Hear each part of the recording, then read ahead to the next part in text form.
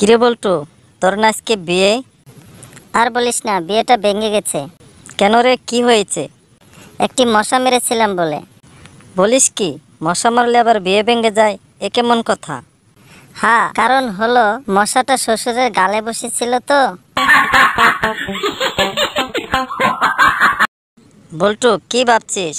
আরে বলিস না, বেটা ডাক্তার কি খেয়ে ডাক্তারি পড়েছে সেই জানে। কেন, কি হয়েছে? আরে ডাক্তারের কাছে গিয়েছিলাম ওজন কমানোর ওষুধ আনতে। ডাক্তার বেটা বলছে সকালে ঘুম থেকে উঠে দৌড়াতে, তাহলে নাকি ওজন কমবে। আজ কতদিন হলো ঘোড়ায় চড়ে দৌড়াচ্ছি, শুধু ঘোড়ার ওজন কমছে।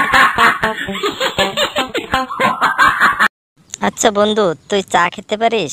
হ্যাঁ পারি। তা কিভাবে? আমি এত গরম চা খেতে পারি যে কেতলি থেকে সোজা মুখে ঢেলে দেই। কি বলিস? আমি তো চা পাতা, পানি, দুধ, চিনি মুখে দিয়ে চুলায় বসে পড়ি। কিরে বন্ধু, তোর খবর কি? ভাবছি একটা গাড়ি কিনবো, চাকা ঘুরাইলেই পয়সা। তাহলে এত টাকা দিয়ে গাড়ি কেনার দরকার কি? একটি চাকা কিনে বসে বসে ঘোরালি পারিস। বন্ধু, আজ তোর ধন সম্পত্তির খুব তারিফ করে আসলাম। কার কাছে? কেন? ইনকাম ট্যাক্স অফিসারের কাছে। বলিস কি?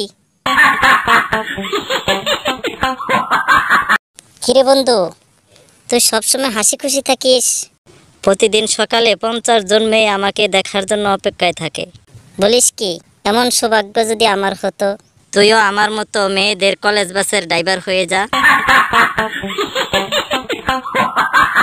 আমি তোরা খালো রাজা, মাঠে মাঠে ঘুরি। কিরে বন্ধু, একা একা মনে সুখে গান গাচ্ছিস? আমি বিদেশে মিউজিকের উপর লেখাপড়া করছি। যে কোনো কিবোর্ডে আমি সুর তুলতে পারি। তাই নাকি? বন্ধু, আমার একটা কম্পিউটার কিবোর্ড আছে, ওখানে সুর তুলে দেখাতে পারবি?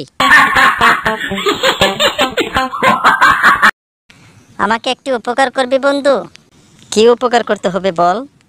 আমাকে 20,000 টাকা দিতে পারবি? তাহলে যে কিছু জমা রাখতে হবে বন্ধু।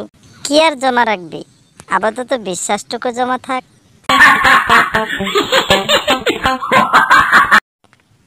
বন্ধু, একটি কবিতা বলতো।